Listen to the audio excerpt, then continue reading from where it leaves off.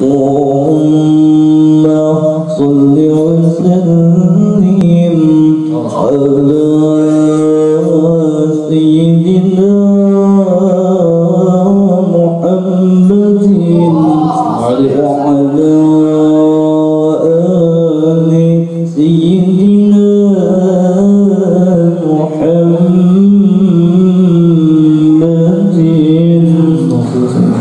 يا إمام الراس يا سندي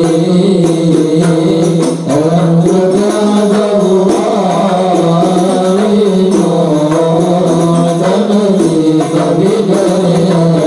رسول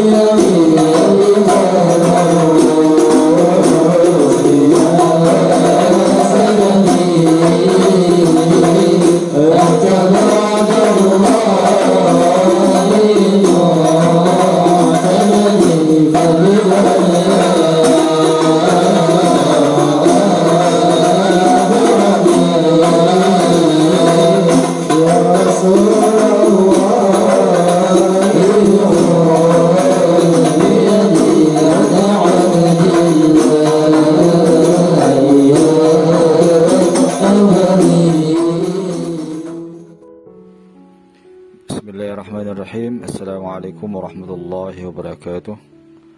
Alhamdulillahirabbil alamin wassalatu wassalamu ala asyrafil anbiya'i wal mursalin wa ala alihi wa sahbihi ajma'in. Rabbi shrah li sadri wa yassir li amri wahlul 'uqdatam min lisani yafqahu qawli. Rabbi zidni 'ilma warzuqni fahma. Amin. Alhamdulillah di kesempatan kali ini kita bisa melanjutkan kembali kajian tafsir yang dilaksanakan oleh LPPQ UIN Antasari, yang pada kesempatan ini kita akan mengkaji sebuah ayat, yaitu ayat 152 surah Al-Baqarah yang membicarakan tentang mengingat dan bersyukur kepada Allah Subhanahu wa taala. Para pengkaji tafsir yang dirahmati Allah Subhanahu wa taala, ayat yang ada pada surah Al-Baqarah ayat 152 bunyinya adalah sebagai berikut. A'udzu billahi minasyaitonir rajim. Bismillahirrahmanirrahim. Fadhkuruni adzkurkum washkuruni wala takfurun. Shadaqallahul azim. Ayat ini cukup pendek. Secara terjemah artinya adalah, maka ingatlah oleh kalian akan aku, yaitu mengingat kepada Allah. Disebut adzkurkum, lalu kata Allah, aku akan mengingat kalian. Washkuruli, dan bersyukurlah kepadaku, wala takfurun, dan janganlah kalian berbuat ingkar kepadaku. Nah, untuk mendukung pemahaman ayat ini kita memperjelasnya dengan membuka kitab tafsir Jalalain yang di dalam kitabnya disebutkan qala al-musannif rahimahullah wa nafa'ana bi ulumi fid dharain amin. Di situ disebutkan dalam tafsirnya fadhkuruni, tafsirnya adalah bis salati wat tasbihi wa nahwihi.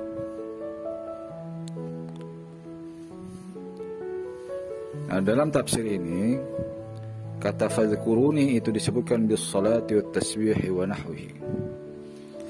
Jadi ingatlah kalian kepadaku, maka ingatlah kalian kepadaku. Nah, atau berzikirlah kalian kepadaku. Di sini di tafsir ini bentuk zikir yang disebutkan adalah dengan cara bis salati, dengan mengerjakan salat. Yang kedua wat tasbihi, dan mengucapkan tasbih, wa nahwihi, dan semisalnya. Jadi yang disebutkan dalam tafsir ini bentuk zikirnya adalah yaitu dengan melaksanakan as-shalah. Jadi melaksanakan sembahyang. Karena memang dalam ayat lain disebutkan waqimis sholata lidzikri, dan laksanakanlah sembahyang yang tujuannya adalah lidzikri, untuk mengingat kepadaku, kata Allah. Jadi ketika kita melaksanakan sholat, artinya sebenarnya kita juga pada dasarnya melaksanakan perbuatan zikir. Karena yang namanya sholat itu bagian dari zikir. Dalam sholat kita pasti mengingat Allah Subhanahu wa ta'ala. Jadi bentuk pertama dari zikir yang disebutkan dalam tafsir ini yaitu berupa pelaksanaan sholat. Yang kedua di sini disebutkan wat tasbihi, mengucapkan tasbih, yaitu yang kita kenal dengan subhanallah. Yang ringkasnya biasanya disebut dengan subhanallah. Wa nahwihi, dan yang semisalnya. Artinya selain wat tasbih, selain mengucapkan tasbih juga bisa disebut dengan tahmid, yaitu mengucapkan alhamdulillah. Dan juga bisa mengucapkan takbir, yaitu mengucapkan Allahu Akbar. Atau juga misalnya kita mengucap basmalah, yaitu mengucap bismillahirrahmanirrahim. Yang semuanya ini adalah termasuk zikir. Jadi baik sembahyang, baik mengucap tasbih subhanallah, mengucap alhamdulillah, mengucap Allahu Akbar, mengucap bismillahirrahmanirrahim, yang semuanya ini adalah sebenarnya juga bagian dari cara kita berzikir kepada Allah Subhanahu wa ta'ala. Nah, apa yang diutarakan dalam tafsir ini ketika menyebutkan bahwasanya zikir dengan bentuk sembahyang, tasbih, dan yang lainnya, ini sebenarnya kalau menurut pembagian zikir yang diklasifikasikan oleh seorang sufi besar, yaitu yang bernama Ibnu Athaillah As-Sakandari, yang kita kenal juga beliau menulis sebuah kitab besar yaitu Al-Hikam yang sangat dikenal di dunia pesantren. Nah, beliau membagi zikir itu kepada 3 bagian. Yang pertama zikir jali, artinya zikirnya adalah zikir yang jelas dan nyata. Yang kedua ada yang disebut dengan zikir khafi, yaitu zikir yang dilakukan secara samar-samar. Yang ketiga, yaitu yang terakhir, disebut dengan zikir hakiki, yaitu zikir yang sebenar-benarnya. Nah, lalu bagaimana penjelasan dari zikir jali ini? Zikir jali ini adalah perbuatan mengingat Allah Subhanahu wa taala yaitu dalam bentuk ucapan lisan yang mengandung arti pujian, rasa syukur dan doa kepada Allah Subhanahu wa taala. Zikir yang seperti ini biasanya diucapkan dengan suara yang jelas untuk menuntun gerak hati. Jadi agar ketika zikir yang terucap dalam lisan kita itu tujuannya agar hati kita terbimbing, agar tertuntun dengan ucapan itu. Misalnya di sini disebutkan yang namanya zikir jali itu ya seperti mengucap tahlil la ilaha illallah, bisa mengucap tasbih subhanallah, bisa mengucap takbir Allahu akbar, atau membaca Al-Quran dan doa-doa lainnya. Nah artinya yang disebutkan dalam tafsir ini itu adalah bentuk zikir yang zikir jali. Jadi tafsir di sini ini masuk dalam zikir jali. Jadi hanya mengutarakan yang dari sisi yang jelas. Jadi bagaimana tasbih, bagaimana sembahyang, bagaimana mengucapkan tahlil, takbir dan lain-lain. Jadi yang diutarakan dalam tafsir ini ada zikir jali. Nah selanjutnya tadi sudah disampaikan bahwasanya ada zikir yang kedua yaitu zikir khafi. Nah zikir khafi ini biasanya dilakukan secara khusyuk oleh ingatan hati.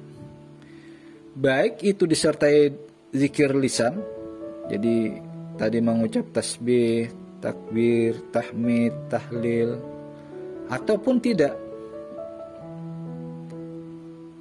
Nah orang yang sudah mampu melakukan zikir seperti ini, biasanya hatinya akan selalu merasa memiliki hubungan dengan Allah Subhanahu wa taala. Ia selalu merasakan kehadiran Allah Subhanahu wa taala kapan dan di mana saja. Jadi baik dia tadi mengutarakan zikirnya secara lisan ataupun bukan dengan lisan, tapi dalam keadaannya dia selalu mengingat Allah kapan dan di mana saja tanpa dia mengucap dengan lisannya seperti yang ada pada zikir jali sebelumnya.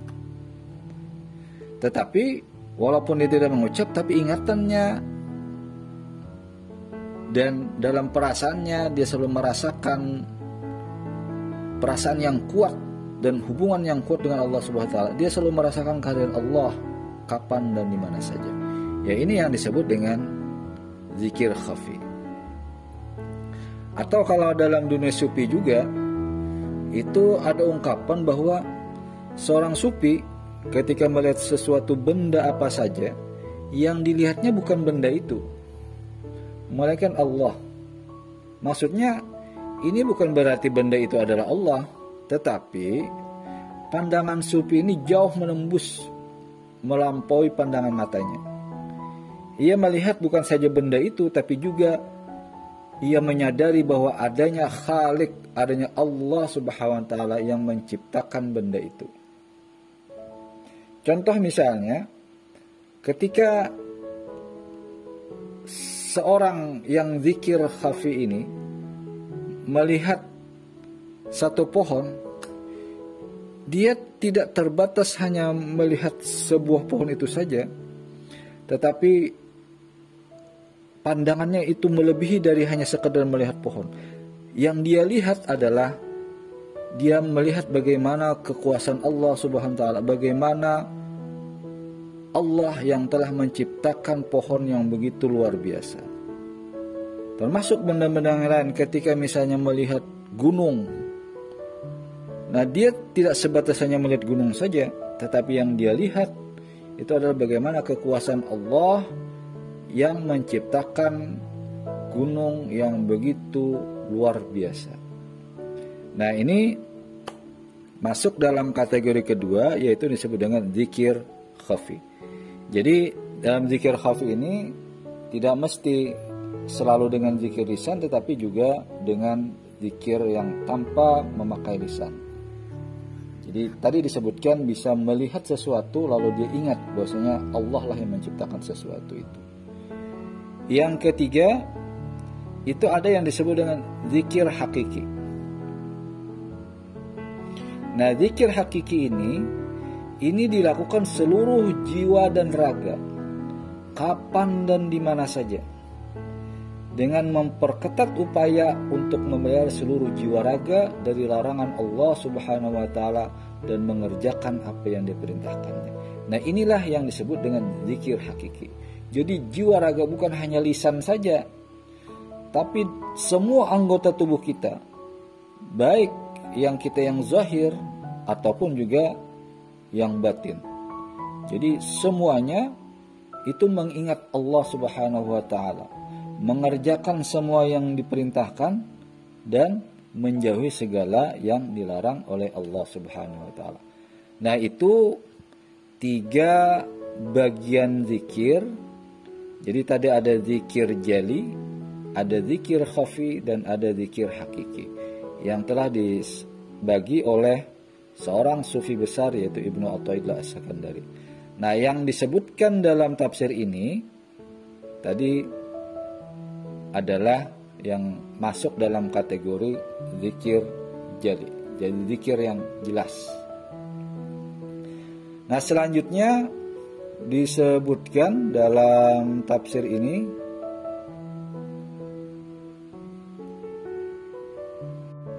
yaitu lanjutannya azkurkum. Nah, tafsirnya qila ma'nahu ujazikum. Jadi ketika kita disuruh untuk berzikir mengingat kepada Allah Subhanahu wa taala, lalu ada azkurkum. Nah, redaksi azkurkum kata Allah, aku akan mengingat kamu, itu ditafsirkan dalam tafsir ini kila maknanya artinya adalah ujazikum, saya akan membalas kalian, saya akan memberikan ganjaran kepada kalian. Jadi ketika Allah mengingat kepada orang tersebut, jadi ketika si hamba ini yang diperintahkan untuk berzikir kepada Allah lalu dia berzikir dan mengingat kepada Allah, itu Allah di sini disebutkan dalam ayat ini azkurkum, saya pasti akan mengingat kepadamu. Nah, dalam tafsir ini maksudnya mengingat ini maksudnya adalah Allah akan memberikan balasan, Allah akan memberikan pahala, Allah akan memberikan ganjaran kepada orang yang mengingat Allah Subhanahu wa taala. Nah, itu maksudnya. Dan di dalam hadis wa fil haditsi anillah, jadi ini masuk dalam kategori hadis qudsi. Di situ disebutkan man dzakarani fi nafsihi, barang siapa yang mengingat akan aku fi nafsi dalam dirinya, dzakartuhu fi nafsi, maka aku akan mengingatnya dalam zatku. Jadi ketika kita mengingat Allah Subhanahu wa taala dalam diri kita, maka Allah akan membalas, Allah akan mengingat orang tersebut, akan mengingat kita dalam zat Allah Subhanahu wa taala. Jadi pasti diingat oleh Allah Subhanahu wa taala. Wa man dzakarani fi mala'in, dan ketika ada seseorang yang mengingatku atau berzikir mengingat akan aku, kata Allah Subhanahu wa taala, fi mala'in, dalam sekelompok orang. Jadi di dalam keramaian misalnya, dia tetap ingat kepada Allah Subhanahu wa taala, zakartuhu, aku, kata Allah, pasti akan mengingatnya fi mala'in khairim min mislihi, aku pasti akan mengingatnya di sekelompok orang yang lebih baik daripada kelompok yang sebelumnya. Jadi fi mala'in khairim min mala'ihi. Jadi kata Allah, aku pasti akan mengingatnya pada sekelompok orang yang jauh lebih baik daripada kelompok ketika dia berzikir, mengingat kepada Allah Subhanahu wa taala. Nah, ini artinya ketika kita berzikir, mengingat kepada Allah Subhanahu wa taala, itu pasti akan dibalas oleh Allah Subhanahu wa taala. Kita mengingat Allah dalam diri kita, Allah akan mengingat dalam zatnya Allah Subhanahu wa taala. Terus kalau kita berzikir mengingat Allah dalam sekelompok orang dalam keramaian misalnya, maka Allah juga akan mengingat kita dalam keramaian yang itu lebih baik daripada keramaian yang kita berzikir pada saat itu. Seterusnya dalam tafsir ini disebut washkuruli. Nah, apa tafsirnya washkuruli ini? Dan berterima kasihlah, bersyukurlah kepadaku, yaitu ni'mati bittah. Jadi bersyukurlah kepadaku, yaitu artinya syukuri nikmatku itu, yaitu bagaimana cara bersyukurnya, yaitu adalah dengan melaksanakan ketaatan. Jadi Allah meminta bentuk syukur kita itu hanya dalam bentuk ketaatan. Jadi nikmat-nikmat Allah yang telah diberikan kepada kita, Allah hanya meminta imbalan, yaitu adanya ketaatan kita. Kita taat kepada Allah, taat kepada perintah-perintah agama, taat kepada perintah Rasul Shallallahu Alaihi Wasallam. Jadi itu cara kita bersyukur.